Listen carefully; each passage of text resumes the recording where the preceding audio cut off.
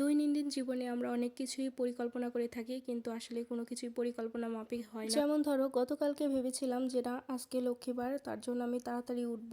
সমস্ত কাজগুলো আমি কমপ্লিট করে রেখেছিলাম রাত্রেই। কিন্তু কি করার, ওই যে আমরা পরিকল্পনা করে থাকলেও সেটা আসলে হয় না। গত রাত্রে প্রায় 2:30 বাজে এরকম সময় মেয়ে হঠাৎ করে কান্না করে ওঠে ঘুমের মধ্যে। কিন্তু কেন কান্না করছিল কিছুই বুঝতে পারছিলাম না, কিছুতেই ওর কান্না থামছিল না। আমরা অন্য রুমে চলে গেলাম শোয়ার জন্য, তো তারপরে ও ঘুমিয়ে গেল। আর আমাদের ঘুমাতে ঘুমাতে প্রায় অনেক রাত হয়ে গেছে, এর জন্য সকালে উঠতে একটু দেরি হয়ে গেছে। এদিকে মেয়ে স্কুলে না খেয়ে চলে গেল, ওর স্কুলের সময় হয়ে গেছে। তাও আমি মেয়েকে বললাম যে মা, তোকে কিছু বানিয়ে দিব, তো বললো না, এখন বানিয়ে দিতে হবে না, আমি এসে খাবো। তো তারপরে এই যে ও স্কুলে চলে গেল ওর বাবার সাথে।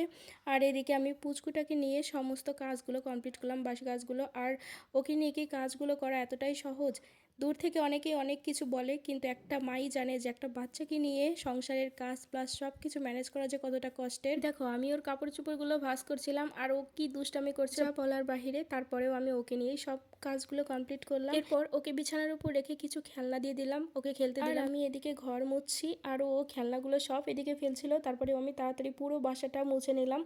এরপর ওর ক্ষুধা পেয়েছে, তো তার জন্য দুধ গরম করে এনে একটু খাইয়ে দিলাম। খাওয়ার পরপরই ঘুমিয়ে গেল।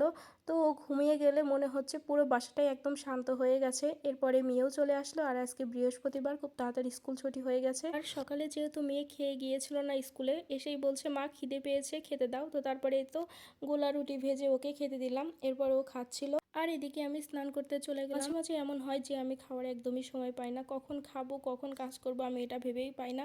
তো তারপরে দেখো স্নান হয়ে গেছে, এরপরে আমি ছাদে চলে গেলাম কাপড়গুলো মেলতে। কারণ এখন যদি আমি কাপড়গুলো না মেলে দেই, পরে আর সময়ই হয়তো পাবো না। তো তারপরে এই যে আমি ছাদে কাপড়গুলো মেলছিলাম। পুচকুটা কি করছে, ও ছাদে আসলে এরকম ধুলাবালি পাইলেই হলো আর এসেই লাপালাপি শুরু করে দেয়। তো তারপরে দেখো আমার কাপড় মেলা হয়ে গেছে, এরপর ওকে নিয়ে আমি বাসায় চলে আসলাম। আর তোমরা অনেকেই বলতে যে আমি মা লক্ষ্মীর ঘটের জন্য আম্রপলক কোথা থেকে পাই। এই দেখো আম্রপলক আমি এখান থেকেই পাই, আমার বেলকনির পাশে এই গাছ থেকেই। আর এখন যেহেতু গাছে ফুল এসেছে, এর জন্য কিন্তু আর পাওয়া যায় না। তো তার জন্য এই যে পিতলের আম্রপলক, এটা দিয়েই আমি মা লক্ষ্মীর ঘরটা বসিয়ে দিলাম। এরপরে পুরো পূজাটা কমপ্লিট করে নিলাম। জয় মা লক্ষ্মী, তুমি সর্বদা আমার ঘরে থেকো।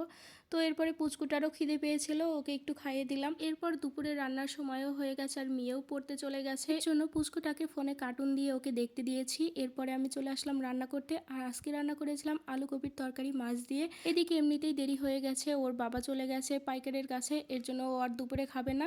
তো এর মধ্যে মেয়েও চলে আসলো আর আমরা দুইজনও খেয়ে নিলাম। আর আজকে একটা শুধু তরকারি রান্না করেছিলাম।